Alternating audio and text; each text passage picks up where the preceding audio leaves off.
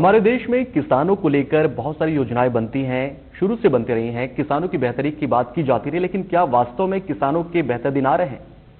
कम से कम हरित क्रांति के बाद से तो ऐसा देखने को बिल्कुल नहीं मिला।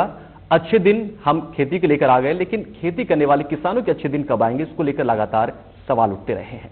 फिलहाल एक खास बात यह है कि अभी जो बीजेपी की सरकार केंद्र में है, उसमें इत्तेफाक से जो कृषि मंत्री राधा मोहन सिंह जी, उनका बैकग्राउंड भी कृषि है। और सबसे अच्छी बात यह है कि बीजेपी के राष्ट्रीय किसान मोर्चा के अध्यक्ष हैं और भदोही से सांसद वीरेंद्र सिंह मस्त जी, ये भी कृषि बैकग्राउंड से आते हैं। तो लिहाजा अब मानकर चला जा सकता है कि शायद अब किसानों के दिन अच्छे हो सकते हैं। पहले हम जान लेते हैं आखिर वीरेंद्र सिंह मस्त जी हैं क्या और कैसे इन्होंने शुरुआत की अपने राजनीतिक जीवन की, और इसके साथ ही किसानों को लेकर फिलहाल क्या योजनाएं हैं और क्या वो समस्याएं सुलझाने के लिए क्या कर रहे हैं।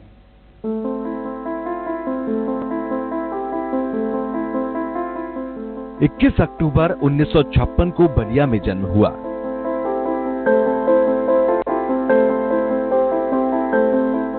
बनारस हिंदू यूनिवर्सिटी से पढ़ाई की।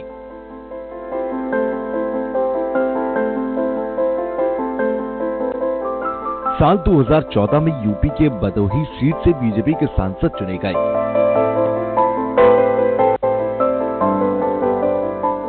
बीजेपी के राष्ट्रीय किसान मोर्चा के राष्ट्रीय अध्यक्ष हैं। एक अच्छे और संवेदनशील इंसान माने जाते हैं। किसानों की पृष्ठभूमि से आने वाले वीरेंद्र सिंह मस्त बेहद खुश मिजाज हैं। हम तो अध्यक्ष जी कभी फिल्म देखे नहीं है, पढ़ते समय भी कभी फिल्म नहीं देखा, और उससे कोई अब नफरत नहीं है। हेमा जी अन्यथा मत लीजिएगा, हमको फिल्म से कोई नफरत नहीं, लेकिन किसान मेरे मन में नहीं है फिल्म देखने का। किसानों के लिए अच्छे दिन लाने के लिए संघर्ष कर रहे हैं। राजनीतिक क्षेत्र में हमने प्रेरणा ली है गांधी से, पंडित दीनदयाल उपाध्याय से, दत्तोपंत ठेंगड़ी से। वर्तमान में हम प्रेरणा ले रहे हैं नरेंद्र भाई मोदी। ये राजनीति का आदर्श है। नमस्कार, मैं हूं पंकज पांडे और खास मुलाकात में हमारे साथ होंगे भदोही से सांसद वीरेंद्र सिंह मस्त जी, जो कि राष्ट्रीय किसान मोर्चा के अध्यक्ष हैं, और इनके पास कई सारे सुझाव हैं, कई सारे सलाह ये देना चाहेंगे ताकि किसानों के अच्छे दिन आ जाएं। हमारे साथ बातचीत करने के लिए आप हैं, बहुत बहुत स्वागत है आपका इस कार्यक्रम में। एक सबसे खास बात कि किसानों को लेकर हमारी केंद्र सरकार बहुत संजीदा नजर आती है, बहुत गंभीरता के साथ किसानों को लेकर कई योजनाएं शुरू की गई हैं। क्या लगता है, कौन सी योजनाएं आपको इनमें सबसे बेहतर लगती है जो नरेंद्र मोदी की सरकार ने शुरुआत की है? देखिए, भारत कृषि प्रधान देश है और कृषि हमारी जीवन धारा है, और इस बात को सबसे गंभीरता से समझा है आजादी के बाद किसी व्यक्ति ने, तो इस देश के प्रधानमंत्री नरेंद्र भाई ने समझा। उन्होंने कृषि को केंद्र करके अपने देश के विकास का रास्ता खींचा है, और मेरे समझ से इस बात की योजनाएं प्रधानमंत्री जी ने बनाई है, जैसे प्रधानमंत्री सिंचाई योजना। प्रधानमंत्री सिंचाई योजना में हम सोलर से किस तरह सिंचाई करेंगे, उसमें कितनी सरकार की तरफ से, शासन की तरफ से छूट दिए जाएंगे, तो हर खेत को पानी देने की योजना हमारे बहुत दिनों से जनसंघ काल से जो चला रहे हैं, उस बात को साकार करने के लिए प्रधानमंत्री ने इस योजना को बनाया है।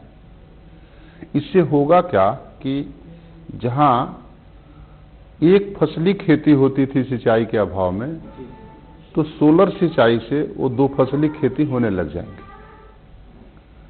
दो फसली खेती की संभावना बढ़ जाएगी। दूसरी बात यह है कि खेती की लागत सोलर के सिंचाई से, मैं खुद भी किसान हूं, किसान मोर्चा का राष्ट्रीय अध्यक्ष होने के नाते मैं कह सकता हूं कि 45% खेती की लागत कम हो जाती है, क्योंकि न उसे डीजल खर्चे होते हैं, न बिजली खर्चे होते हैं, वो तो धूप से सिंचाई होती है। ये एक बहुत बड़ी योजना है। फिर खेती के जो नुकसान हो जाते थे दैवीय आपदा से, प्राकृतिक आपदा से, तो इस देश में पहली बार प्रधानमंत्री फसल बीमा योजना हमारे प्रधानमंत्री जी ने लागू की।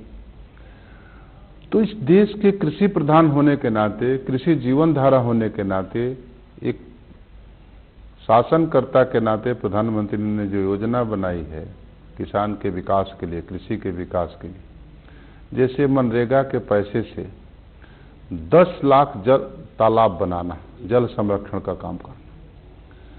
केमिकल खादों पर सब्सिडी दिए जाते थे, तो मैंने सवाल उठाया केमिकल खादों पर जब सब्सिडी दिए जा रहे हैं तो गोबर की खादों पर सब्सिडी क्यों नहीं मिलना चाहिए। पहली सरकार है जो 1500 रुपये टन गोबर की खाद पर सब्सिडी देना शुरू किया। ये प्रधानमंत्री जी की ही योजना है। उसके लिए देश में 2 लाख कंपोस्ट गड्ढे बनाए जा रहे हैं। नीम कोटेड यूरिया एक ऐतिहासिक फैसला है। जी बिल्कुल। मेड़ पर पेड़, किसान अपने मेड़ पर नीम के पेड़ लगाते हैं, उसे नीम का बीज फलता है, उससे खरीद होती है और वो नीम कोटेड यूरिया बनते हैं। नीम कोटेड यूरिया बनाने से खेती के उत्पादन जो यूरिया से होते थे वो उत्पादन भी बढ़ गए, और जो केमिकल कीटनाशक प्रयोग किए जाते थे जिसके कारण से बहुत रोग बढ़ रहे थे, कैंसर के, किडनी के तमाम रोग, वो भी रुक गए, इसलिए कि नीम अपने आप में कीटनाशक होते हैं। जी बिल्कुल।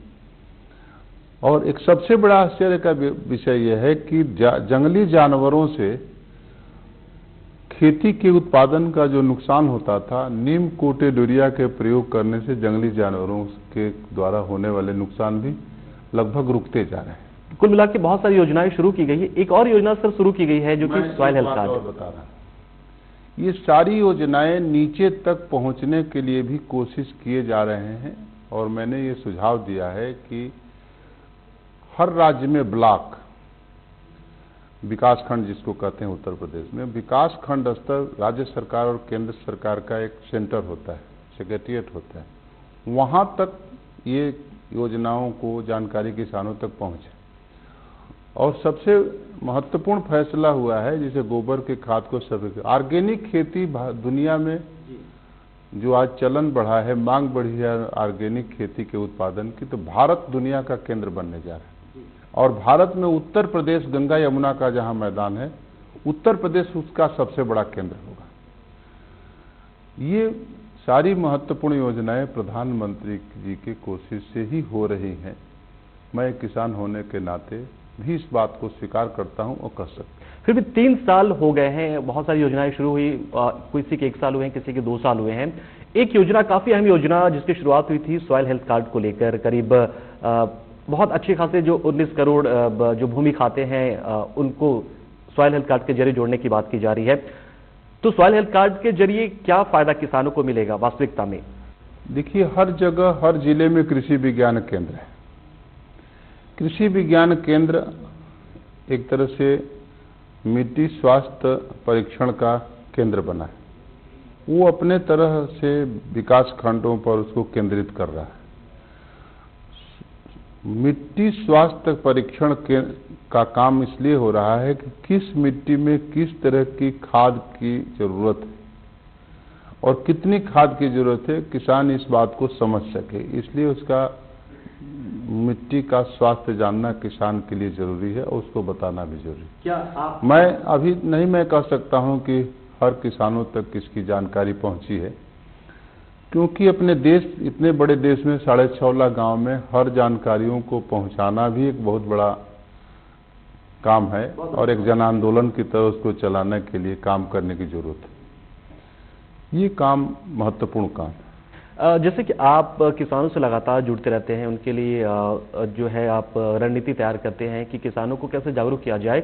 इस दौरान किसानों में एक बड़ी चीज देखने को मिलती है कि वो संगठित नहीं हो पाते। उन्हें वो लगता है कि अगर हमारे किसी पड़ोसी ने किसी खास फसल की खेती की है तो हम भी करें, जबकि जब उसका आप रिजल्ट आप ये देखते हैं कि बहुत ज्यादा उत्पाद बढ़ जाता है, उसका उत्पादन जो है किसी, तो उसको लेकर क्या कोई सरकार पास योजना है? आपने कुछ सुझाव दिया ऐसा? देखिए, मैंने सुझाव बैलेंस तरीके से मैंने इसका सुझाव दिया। जैसे उत्तर प्रदेश उसका उदाहरण, किसान किसी चीज को उत्पादन करता है, भारी मात्रा में उत्पादन करता है, तो उसकी खपत की संभावना जब रहती है तो किसान उसको नुकसान नहीं होता। जैसे उत्तर प्रदेश आलू का पैदा करने का एक केंद्र प्रदेश है, तो आलू के पैदावार को सरकार, मैंने कहा कि उसको खरीदना चाहिए। 1 लाख टन आलू को खरीदने की वहां फैसला उत्तर प्रदेश सरकार ने किया। जैसे खेती के उत्पादन को खपत की संभावनाएं जब रहेंगी तो वो उत्पादन का नुकसान नहीं होगा, और खेती के उत्पादन की जितनी दुनिया में मांग है उतनी कोई ऐसी दूसरी चीज नहीं जो मांग है। तो सरकार को इस बात की चिंता की जानी चाहिए कि खेती के उत्पादन की खपत जहां भी हो रही है, खेती के उत्पादन की उसकी व्यवस्था सुनिश्चित करे, जैसे उत्तर प्रदेश सरकार ने किया। उसी तरह प्याज को कर सकते हैं, टमाटर को कर सकते हैं, लहसुन को कर सकते हैं, फल को कर सकते हैं, अन्य सब्जियों को कर सकते हैं, दूध को कर सकते हैं। उससे नुकसान की संभावना खत्म हो जाएगी, क्योंकि खपत जहां करेंगे व्यवस्था, जैसे अपने यहाँ खपत करने के लिए बहुत, जैसे सेना है, पुलिस है और भी कर्मचारी हैं। जैसे मिड डे मील में पूर्ण भोजन आलू होता है, फल होता है, तो मिड डे मील में उसको आलू को नहीं रखे, फल को नहीं रखे, सब्जी को नहीं रखे, उसको शामिल कर लेना चाहिए। तो खपत सुझाव ही आपका। हाँ, मैंने दिया, मिड डे मील में आलू को शामिल कर लेना, वो संपूर्ण भोजन है। तो उत्तर प्रदेश सरकार के मुख्यमंत्री को भी मैंने चिट्ठी लिखी, यहाँ मानव संसाधन मंत्री को भी चिट्ठी लिखी, और उन्होंने इस बात को माना। इसलिए 1 लाख टन आलू उत्तर प्रदेश में खरीदे जा रहे हैं। तो जो आलू के उत्पादन बढ़ने से किसान जो सड़क पर या कहीं अनोए पौने दाम पर बेचने के लिए मजबूर होते थे, वो संभावना खत्म हो गई। अच्छा, आपसे बातचीत दौरान एक सवाल मेरे मन में यहाँ पे आलू को लेकर ही आया है। जैसे कि आमतौर पर ऐसी बातें की जाती है कि आलू की कीमत 50 पैसे 2 रुपए किलो तक हो जाती है, लेकिन उसी आलू से जब चिप्स बनाए जाते हैं तो उसकी कीमत वो कभी घटती बढ़ती नहीं है। तो क्या ऐसी कोई योजना आप सरकार को चाहेंगे कि जो लाभ उन कंपनियों ने उठाया है, मल्टीनेशनल कंपनीज ने, कि आलू की चिप्स की कीमत, क्योंकि लागत उनके पास कम हो जाती है जब वो कम रेट पे खरीदते हैं आलू, तो क्या अपने लाभांश का कुछ हिस्सा वो उन किसानों तक पहुंचाएं? देखिए, कृषि को, खेती को समझने की जरूरत है। पहला, कृषि का क्षेत्र का उत्पादक किसान है जो अपने उत्पादन का दाम स्वयं नहीं तय करता है। जी, विडंबना है ये हमारे देश की विडंबना है। इसके तरफ भी विचार हो रहा है कि वो कैसे पूरा हो। लेकिन कृषि के क्षेत्र में उत्पादन की हुई चीजें जब कारखाने में जाती है, जिससे दूसरा प्रोडक्ट बनता है, वो कारखाने का मालिक उस प्रोडक्ट का दाम तय करता है। जैसे कपास का दाम किसान नहीं तय करता, कपड़ा का दाम कारखाने का मालिक तय करता है। जैसे गन्ना का दाम किसान नहीं तय करता, चीनी मिल मालिक गन्ना से पैदा होने वाले चीनी का दाम तय करता है। वैसे ही आलू का दाम किसान नहीं तय करता है, लेकिन आलू के प्रोडक्ट जैसे चिप्स या अन्य चीजें बनती हैं तो उस कारखाने में बनती हैं, चाहे मल्टीनेशनल कंपनी बनती है, उसका दाम वो स्वयं तय करता है। उसी तरीके कई चीजें इस तरह की है जो खेती में उत्पादन होती हैं, लेकिन उत्पादन करने वाला किसान उसका दाम नहीं तय करता। जैसे दूध पैदा करता है किसान, लेकिन दूध से बनने वाला जो कंपनियों में मक्खन बनते हैं, चाहे वो दाम नहीं तय करता। अपने घर मक्खन बनाएगा तो उसका दाम वो तय नहीं करेगा, लेकिन कंपनी वही मक्खन बनाएंगे तो कंपनी उसका दाम तय करेंगे कि 5 रुपये में मिलेगा। उतना मक्खन वो बनाता है तो नहीं दाम तय करता है। ये एक बहुत बड़ी विडंबना हमारे देश में किसानों की है, और इसके समाधान के भी रास्ते निकाले जा रहे हैं, और इससे भी किसानों की एक बड़ी समस्या खड़ी है। बिल्कुल, बहुत सारी दिलचस्प बातें यहाँ पर वीरेंद्र सिंह बस जी ने रखी, और खासतौर से इनके पास कई आइडियाज हैं, कई सारे ऐसे विचार हैं जो वो सरकार को देना चाहेंगे, और इस पर वो काम कर रहे हैं। उम्मीद है कि जल्द ही वो सरकार तक अपने सुझाव को देंगे। फिलहाल खास मुलाकात में रुकते एक छोटे से ब्रेक के लिए जल्द हाजिर होते हैं।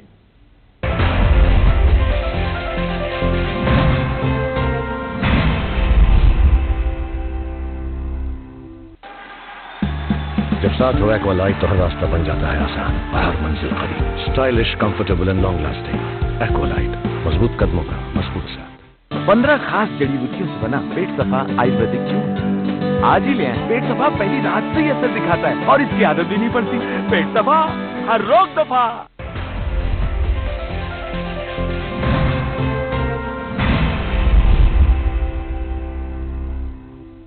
ब्रेक के बाद आपका एक बार फिर स्वागत है। आप देख रहे हैं JK 24/7 न्यूज पर हमारा खास कार्यक्रम, खास मुलाकात। हमारे साथ भदोही से सांसद और बीजेपी राष्ट्रीय किसान मोर्चा के अध्यक्ष वीरेंद्र सिंह बस जी हैं। सर, अभी आपने बात की थी कि इस पर आप काम कर रहे हैं, तो इसको अमल में लाने के लिए, जैसे आपने कहा कि किसान अपने उत्पादों की, अपने प्रोड्यूस की कीमत खुद तय कर पाएं, इसको लेकर क्या विजन आपके पास जो आप सरकार को सुझाव देना चाहेंगे? नहीं, मेरा ये कहना है कि जैसे कृषि मूल्य लागत आयोग है दिल्ली में, वो तय करते हैं कि कृषि के उत्पादन के दाम क्या होंगे। एक दूसरा पक्ष भी, खेती के उत्पादन के दाम जब बढ़ते हैं तो जो खेती का उत्पादन नहीं करते हैं, जो खेती के उत्पादन पर जो जिनके जीवन निर्भर रहते हैं, हाहाकार मच जाता है, महंगाई हो गई, वो हो गई। लेकिन दूसरे चीजों का दाम जब बढ़ता है, जो किसान जिसका उपयोग करते हैं, जैसे कपड़े का दाम बढ़ जाता है, लोहे का दाम बढ़ जाता है, सीमेंट का दाम बढ़ जाता है, खाद का दाम बढ़ जाता है, चीनी कानो कान नहीं जानते लोग।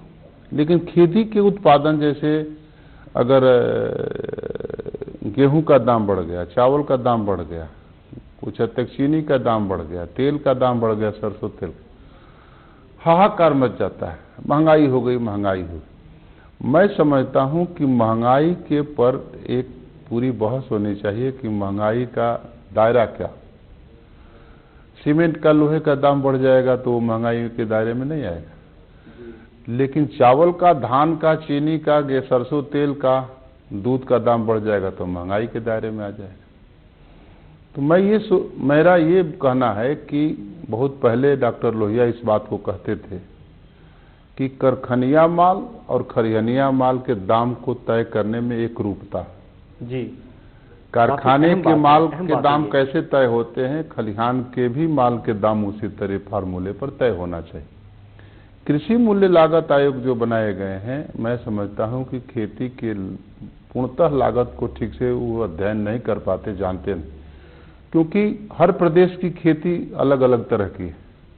केरल की खेती जैसी है वैसे कश्मीर की खेती नहीं। केरल में दूसरे चीज पैदा होते हैं, कश्मीर में दूसरे चीज पैदा होते हैं। तापमान पर भी निर्भर होते हैं वहां के लोगों के भोजन। जहां जिस तरह के तापमान होते हैं उस तरह के भोजन होते हैं, उसी तरह की भोजन पर आधारित होती है खेती। अब उत्तर प्रदेश में, पश्चिमी उत्तर प्रदेश में जो खेती होते हैं, पूर्वी उत्तर प्रदेश में कुछ मिलता जुलता खेती होती है, बिहार में, मध्य प्रदेश में कुछ मिलता जुलता खेती। उसी तरह आंध्र प्रदेश में, केरल में, तमिलनाडु में, समुद्र के किनारे प्रदेशों में जो खेती होगी, जो भोजन होते हैं, वो इधर के गुजरात में, उत्तर प्रदेश, राजस्थान में नहीं होते। तो उनके लागत में भी विभिन्नता है। केरल की लागत खेती की दूसरी होती है, लेकिन उत्तर प्रदेश, बिहार, राजस्थान इधर की दूसरी होती है। इन चीजों का एक गहनता से विचार होना चाहिए। और खेती इतना अपने देश का व्यापक क्षेत्रफल की चीज है कि उसको सीधे सीधे हम नहीं सोच सकते। हम किसान हैं, इस बात को इसलिए सीधे बता रहे, सब लोग इस बात को सीधे नहीं बता सकते। जी बिल्कुल। पिछले दिनों एक मैंने कोई खबर पढ़ी थी और कहीं चर्चा हुई थी जिसमें था कि लागत रहित कृषि, यानी कि प्राकृतिक खेती की एक संकल्पना थी, जिसमें कि किसानों को जब लागत ही नहीं लगी खेती करने में तो उन्हें कर्ज भी नहीं लेना पड़ेगा और उनकी स्थिति सुधरेगी। क्या इस तरह की कोई बात भी चल रही सरकारी स्तर पे कि उसमें लागत रहित खेती नहीं हो सकती? जो ये सोचते हैं, कभी लोग सोचते हैं कि कोऑपरेटिव खेती, वो कानून से खेती नहीं होगी। वहां तो कोऑपरेटिव खुद भी होते हैं लोग, एक दूसरे के पास बैल होते हैं तो सब बैल मिलाकर एक साथ जोतते हैं। एक दूसरे के पास लेन देन होते हैं, वो खुद में कैशलेस होते हैं, डिजिटल होते हैं। बीज नहीं होता है तो एक दूसरे को दे लेते हैं। किसी के पास बीज नहीं होता है तो एक का सवाई देते हैं, कार्तिक में, आषाढ़ में देते हैं, जब पैदा होता है तो लेते हैं। ये किसान के यहाँ सहकारी और सहकार की मनोवृत्ति पहले से, हमारे देश में बचत की प्रक्रिया बहुत पुरानी है और स्वाभाविक है और प्राकृतिक भी है, देश के समाज के अनुकूल भी है, देश के प्रकृति के अनुकूल। हम 5 पैसा भी कमाते हैं तो 1 पैसा बचत की प्रवृत्ति रखते हैं। इसीलिए गांव में रहने वाले, हमारे देश के 6.5 लाख गांव में रहने वाले सोचे होंगे, आप सुने होंगे कि वो कहते हैं कि भाई देखो, पैर उतना ही फैलाओ जितनी चादर लंबी। उससे एक संदेश जाता है कि हमारी आमदनी के ही हिसाब से खर्च होने चाहिए। लेकिन सरकार एक सपना दे देती कि हमने 8.5 लाख करोड़ तक की कृषि ऋण का लक्ष्य रखा हुआ है, तो इससे तो किसानों में फिर वो मानसिकता में बदलाव आएगा। जितनी चादर आपने जो बात कही, तो किसान फिर ऋण लेंगे, मजबूर होंगे, और ऋण लेंगे तो उसके बाद फिर देखिए, किसान हमारे देश का कभी भी कर्जदार नहीं बनना चाहता। वो रेवेन्यू देता है सरकार को। इस देश में सबसे ज्यादा रेवेन्यू देने वाला किसान होता है। और आप सुनकर आश्चर्य होंगे, बैंकिंग रिपोर्ट देख लीजिए, सबसे ज्यादा कर्ज की रिकवरी भी उसी की होती है और सबसे ज्यादा डिपॉजिट भी बैंक में वही करता है। किसान करता है, कारीगर बढ़ई करते हैं, लोहार करते हैं, धोबी करते हैं, नाऊ करते हैं, बारी करते हैं। ये सब खेती से संबंधित समाज है। आप देख लीजिए गांव में और कस्बों में जितने बैंक में पैसे जमा होते हैं, महानगरों में उतने नहीं जमा होते। किसान इस देश का कर्जदार नहीं बनना चाहता, लेकिन रेवेन्यू शासन को इसलिए देता है, आदिकाल से, बहुत पुराना देश है, कि कोई क्राइसिस होगी तो शासन हमारी मदद करेगा। इसीलिए आदिकाल में किसानों को जो राहत दिए जाते थे किसानों को, इसलिए कि वो शासन को रेवेन्यू देता है। कभी क्राइसिस हो गई, कभी सूखा हो गया, कभी बाढ़ हो गया, कभी पाला पड़ गया, तो उनको शासन से तो थोड़े दिन के लिए कुछ मदद दी जाती है। मुगल शासन काल में उसको खैरात कहते थे, उसके पहले के शासन काल में राहत कहे जाते थे, अंग्रेजों के शासन काल में माफी कहा जाता था, अभी छूट कहे जाते हैं। जी बहुत ही मजेदार बात आपने बताई इससे जुड़ी हुई। किसान जो है अपने ऊपर ऋण लेकर रहना नहीं चाहते हैं। इतने सम्मानजनक स्थिति उनकी है, उसके बावजूद कभी कभी ऐसा लगता है कि जो एक इंजीनियर होता है, जो एक डॉक्टर होता है, वैसा सम्मान शायद किसानों को हम दे नहीं पाते, हमारा समाज दे नहीं पाता। और यही वजह है कि बहुत सारे जो किसान है वो खेती से दूर हटते हैं, तो किसानों का सम्मान वापस उन्हें मिल पाए, किसान खुद को माने कि हाँ हम भी एक प्रोफेशनल, हम भी हैं, जैसे एक इंजीनियर, एक डॉक्टर होते हैं। उस सम्मान को बढ़ाने के लिए, उस सम्मान को फिर से जागृत करने के लिए क्या कुछ आप चाहते हैं सरकार से, एक राष्ट्रीय अध्यक्ष होने के नाते किसान मोर्चा के? देखिए, मैं किसान मोर्चा का राष्ट्रीय अध्यक्ष होने के नाते यही कह सकता हूं कि हमारे देश की कृषि ऐसी जीवन धारा है कि किसानों पर जो उसका प्रभाव पड़ता है, वह प्रभाव उसको स्वावलंबन का संदेश देता है, स्वावलंबन की तरफ प्रेरित करता है, स्वावलंबन जीवन जीने के लिए उसको प्रेरणा देता है। किसान स्वावलंबी होता है, वो परावलंबी नहीं होना चाहता है। भारत का किसान दूसरे देश के लिए कृषि व्यवसाय है, हमारे देश के लिए व्यवसाय नहीं है, हमारे देश के लिए जीवन धारा है और समृद्धि का एक रास्ता भी तय करती है, लेकिन व्यवसाय के कारण से नहीं, हमारे श्रम के कारण से समृद्धि करती है। व्यवसाय की समृद्धि दूसरी होती है, श्रम की समृद्धि दूसरी होती है। व्यवसाय में भी श्रम होते हैं, लेकिन व्यवसाय सिर्फ केवल सोचता है कि हमको लाभ कैसे होगा, लेकिन श्रम की समृद्धि लाभ भी सोचता है, लेकिन समाज का कल्याण भी सोचता है। व्यवसाय अपनी लाभ सोचता है, समाज के कल्याण हमारे देश में व्यवसाय के कुछ लाभांश को देने की रही है, लेकिन व्यवसायी आमतौर पर इस बात का ध्यान कम देते हैं। इसलिए कृषि को हम जीवन धारा मानते हैं, है भी, तो कृषि की श्रम की समृद्धि जो होती है, किसान को स्वावलंबी बनाती है, स्वाभिमानी बनाती है, सबल बनाती है। इसलिए इस चीजों को, सबसे पहले चीजों को समझे हैं हमारे देश के प्रधानमंत्री नरेंद्र भाई। आजादी के बाद मैं कह सकता हूं कुछ हद तक इस बात को समझा था मुरारजी भाई, अटल जी ने। व्यापक तौर पर इसकी समझ नरेंद्र भाई की है और मेरे समझ से शासन उसी की तरफ बढ़ रहा है। कृषि की एक बहुत बड़ी कठिनाई शासन के दायरे में यह भी है, कृषि मंत्रालय होता है, उसको धन की जरूरत पड़ती है तो वित्त मंत्रालय पर है, उसके उत्पादन के बाहर व्यापार की जरूरत पड़ती है तो वाणिज्य मंत्रालय है, अंदर में व्यापार की जरूरत होती है तो फूड एंड सप्लाई मिनिस्ट्री है, सिंचाई की जरूरत पड़ती है तो जल संसाधन और बिजली की जरूरत होती है, दैवीय आपदा से सहायता की जरूरत पड़ती है, गृह मंत्रालय जरूरत पड़ती है। 7 मंत्रालयों में केंद्रीय स्तर पर बटा है और सब जरूरतें अगर पूरी हो जाती है तो फिर राज्य का विषय है। ये कृषि के क्षेत्र की शासन के स्तर पर भी एक विडंबना है। हमारे उत्तर प्रदेश की सरकार के महाराज जी ने जो कार्य किसानों के बारे में प्रारंभ किया है, आने वाले दिनों में ऑर्गेनिक खेती का केंद्र बनने जा रहा है उत्तर प्रदेश भारत का, और उसके लिए उपयुक्त मैदान भी है, गंगा यमुना का मैदान, जितना उपजाऊ दुनिया में कोई जमीन नहीं। और मैं इस बात को कह सकता हूं कि महाराज जी जिस तरह सरकार के किसानों के और कृषि के क्षेत्र में आगे बढ़ा रहे हैं प्रधानमंत्री के निर्देशन में, उत्तर प्रदेश ऑर्गेनिक खेती का केंद्र बनेगा। और जो काम हो रहे हैं देश में, ये केवल आर्थिक क्षेत्र के ही विकास नहीं करेंगे, सामाजिक, राजनीतिक और सांस्कृतिक क्षेत्र के विकास करेंगे। अब जाकर ये देश कृषि बेस्ड पॉलिटिक्स का भी दुनिया का केंद्र बनेगा। और उत्तर प्रदेश मैं समझता हूँ कृषि आधारित राजनीति का केंद्र बनने ही जा रहा है। बिल्कुल, आपने बताया कि उत्तर प्रदेश में बहुत काम हो रहे हैं, ऑर्गेनिक खेती को लेकर काम किया जा रहा है ताकि किसानों की आय बढ़ेगी। गन्ना किसानों की कर्ज माफी की बात हुई यहाँ पर है और 14 दिनों में गन्ने का जो भुगतान है वो किया जाना है। लेकिन सवाल उठता है कि जब हम कोई सामान बाजार में जाते लेने के लिए, जब उस उत्पाद को हम बेचते हैं तो हमें सीधा सीधा नकद मिल जाता है। आखिर इस तरह की व्यवस्था बनी क्यों हुई है किसानों के साथ में? गन्ना वो देंगे तब भुगतान होगा 14 दिनों बाद।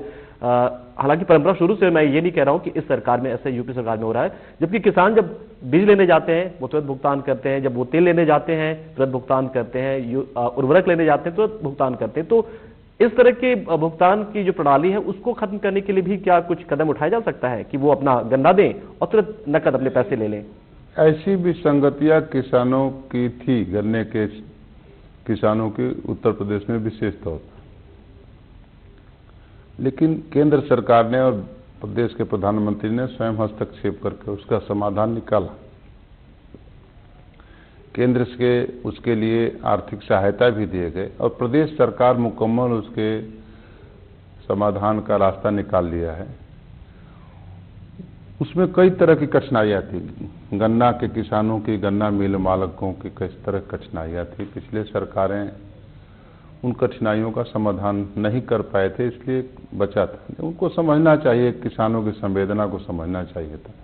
अभी उन समस्याओं का समाधान मुकम्मल तरीके से हो गया है, आगे नहीं रहेगा, इस बात को मैं कह सकता हूँ। एक चीज और यहाँ पर, जैसे हमेशा हम चाहते नहीं है कि उन खबरों को हम सामने लेकर आए, क्योंकि कहीं ना कहीं वो नकारात्मकता फैलाती है। किसानों की आत्महत्या की बात आती है लगातार, उसको लेकर क्या सुझाव अपने सरकार को दिया कि आखिर वैसी नौबत ही ना आए कि वो ऋण लेना और कम ऋण ले वो, ताकि उन्हें उस तरह का कर्ज का दबाव ना बढ़े? देखिए, ऋण की बात आती है, उस बात पर हमेशा हम इस बात से सहमत हैं, मैं किसान होने के नाते, कि किसान कभी कर्जदार नहीं बनना चाहता और कृषि जीवन धारा उसको स्वाभिमानी जीवन जीने के लिए प्रेरित करती है। तो किसी से उधार लेता है तो अगर किसी कारण से चुकता नहीं कर पाता तो उसके स्वाभिमान अगर कहीं अपमानित न हो, इसलिए आप आत्महत्या करें। हमारे यहाँ किसान कई तरह के, कुछ 10 बिस्वा के हैं, कुछ 1 बीघे के हैं, 2 बीघे, मैंने भारी मात्रा में छोटे छोटे किसान। अब उनकी खेती छोटे ही से कभी समृद्धि हो जाती है, कभी कैसी परिस्थिति आती है नुकसान हो जाता है। उसमें शासन के तरफ से अब तो काफ़ी कोशिश हो रही है। पहले निजी ऋणदाताओं से वो ऋण लेने होते थे सहयोग के लिए, तो वो काफ़ी दूसरी समस्या खड़ी हो जाती थी। हम समझते हैं कि आर्थिक समृद्धि उनकी बढ़ेगी। केवल आर्थिक समृद्धि काफ़ी नहीं है, सामाजिक, राजनीतिक और सांस्कृतिक समृद्धि भी बढ़े तो किसानों के स्वाभिमानी जीवन का एक आधार तैयार हो जाए। बिल्कुल, किसानों पे अगर बात करेंगे तो मुझे लगता है कि पूरा दिन आप बात करते हैं तब भी खत्म नहीं होगा, लेकिन समय की नजाकत है और समय कम हमारे पास है। भारत में किसानों की बात पूरे दिन में पूरा नहीं होते, बिल्कुल नहीं हो सकता। हम जानना चाहेंगे कि किसान मोर्चा से आप अध्यक्ष हैं, उसके होने के नाते, किसान मोर्चा जुड़े होने के नाते, किसानों के लिए आने वाले दिनों में कितने बेहतरीन रणनीति के साथ आप कृषि मंत्री से मिलेंगे और पीएम मोदी जी से मिलेंगे, ताकि किसानों की वास्तव में अच्छे दिन आ जाए, जिस अच्छे दिन की बात करके हम सरकार यहां पर आप लेकर आए हैं? देखिए, खेती की लागत कम हो जाए, ये कोशिश भारत सरकार के तरफ से भी हो रही है और राज्य सरकार, हमारे उत्तर प्रदेश विशेष तौर पर, मध्य प्रदेश सरकार तो उसको काफ़ी आगे बढ़ा चुकी है, राजस्थान सरकार भी आगे कर रहे हैं। पूरे देश में खेती की लागत कम हो जाए जगह जगह, उसके लिए बहुत व्यापक स्तर पर कोशिश हो रही है, जिसमें ये मट्टी स्वास्थ्य परीक्षण भी एक उसका हिस्सा है, प्रधानमंत्री सिंचाई योजना है, बहुत फसल बीमा योजना है। एक बहुत बड़ा महत्वपूर्ण बात मैं आपसे जो बताने जा रहा हूँ यह है, जैसे हरित क्रांति के बाद खेतों में पोटाश प्रयोग किए जाने, खेती के उत्पादन बढ़ाने के लिए।